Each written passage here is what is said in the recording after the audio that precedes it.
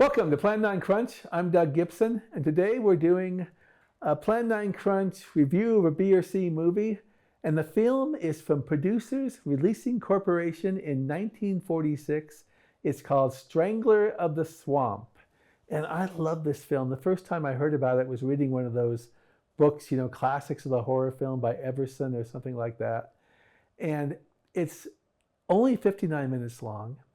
It's directed by Frank Wisbar, who was born in what was the German Empire in 1899, but is now part of Russia.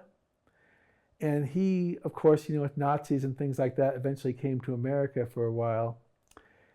The film it stars Charles Middleton as the Strangler, and you may remember Middleton as Ming the Merciless in the serials of the 1930s. This film is very atmospheric. It sort of has some German expressionism in it, even though it is a very, very low budget from Producers Releasing Corporation, PRC. But it captures a sort of eerie mist through the swamp. And I believe this film was filmed indoors too, which is no easy feat to make it look very realistic to be outdoors. It involves a man who, in this rural community, was unfairly accused of murder, and the townspeople lynched him based on a lie. And so what's happening is this man is back from the dead. It's played again by Charles Middleton, and he is killing people who caused his own death and family members.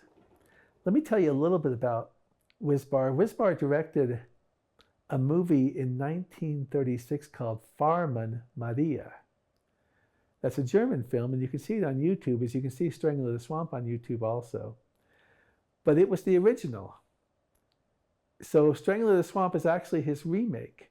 And I want to show a scene that I think conveys very effectively the horror of this film, with the Strangler played by Charles Middleton, who's almost otherworldly. Jack, could you show us that?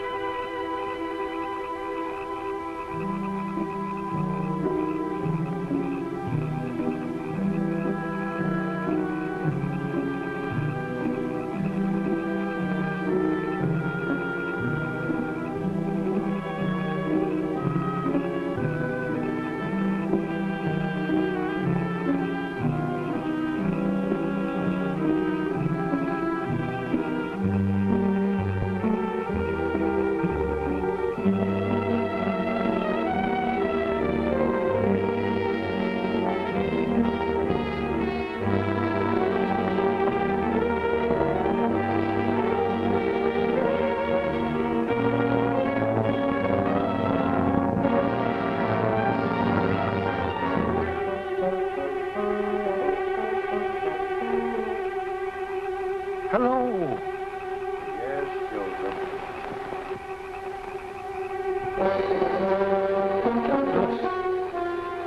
Douglas, have you risen from the dead?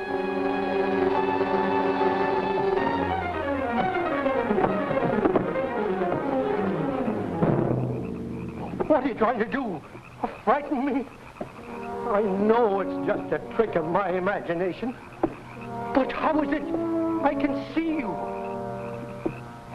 Where do you come from? From my grave in the swamp. Never the heart and soul of a cursed one are filled with anguish to the brim, I appear. Tonight, it is your soul that calls. You can't be there. You're not real. Your guilty conscience is real. The rope you hang me with is real.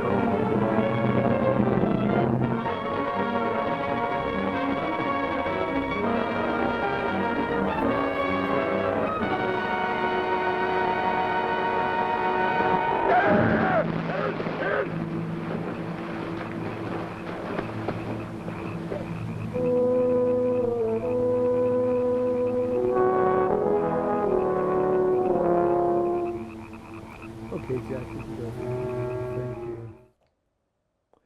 Middleton has a very iconic voice. He plays Douglas, as you heard in this.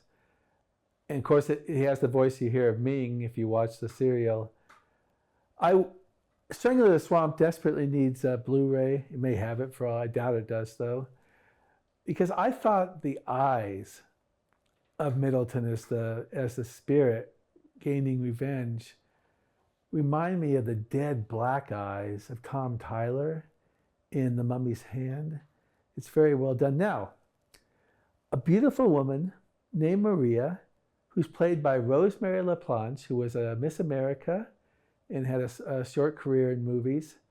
She takes over as the fairy person. Okay, she pulls the rope and everything. And falls in love with a guy named Christian. And they're both related to people who have caused Douglas's death.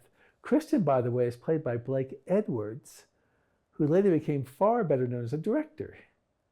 And he married Julie Andrews, too. But he does an effective job in this horror romance. It is a short movie, like I said, and it is a moral play.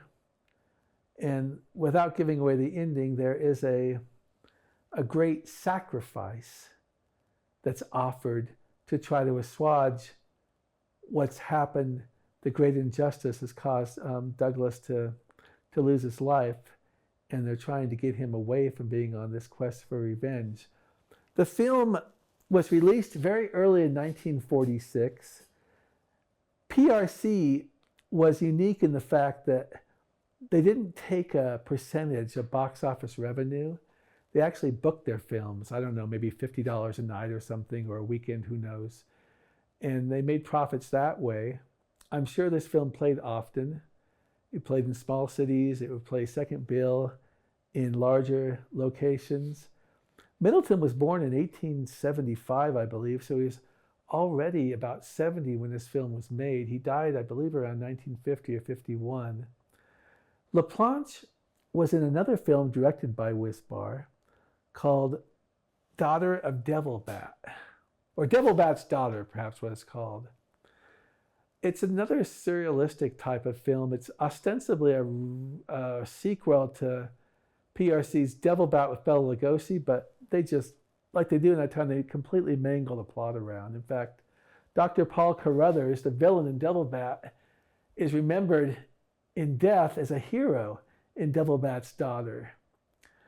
Most people like Strangler the Swamp.